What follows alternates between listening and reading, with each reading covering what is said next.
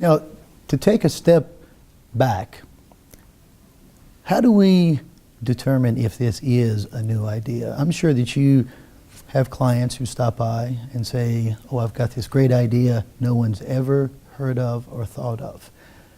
Any thoughts on how to validate this is actually a new idea? This is something that's innovative in itself. I think one thing that we would recommend are some really common sense approaches. And I'm going to embarrass myself in a minute and tell you my own brilliant idea that I had last summer. But the first thing I think that I would recommend that you do is a Google search, an Amazon search, and just see if there's anything similar to what it is that you're proposing, if it's a product that's going straight to consumers.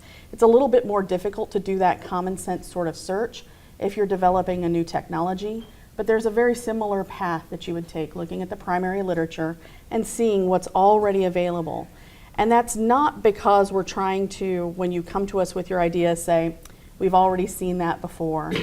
What we're trying to do is help you determine what the landscape looks like so that you can see what is out there already and how you might be different from or better than what's already available. It can really help inform your development process to have that first pass. And then there are some more specific tools that you can use, looking at patent literature, doing what is typically called a prior art search, using websites like Google Patents or the US Patent and Trademark Office, or one that I particularly like that's called The Lens. And I think Marty's going to send out a follow-up email to everyone who participates today with links to some of these tools and resources. And I think that will really help guide you as you're looking to figure out if your idea is novel.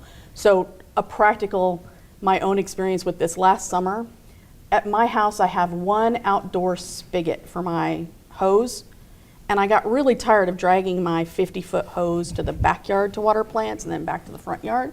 So I had this brilliant idea that if there was a gadget that I could attach to this one spigot that would divert the water into, so that I could attach two hoses and I could just switch it back and forth. I thought, this is my $1 million idea. I'm going to quit the SBTDC. I'm going to rake in the bucks.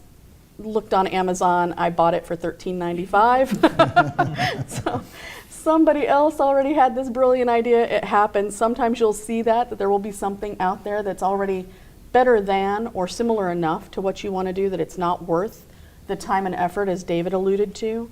And other times you'll see that there's something there, but it's not what you had envisioned, and it doesn't solve the problem that you have and that you know other people have.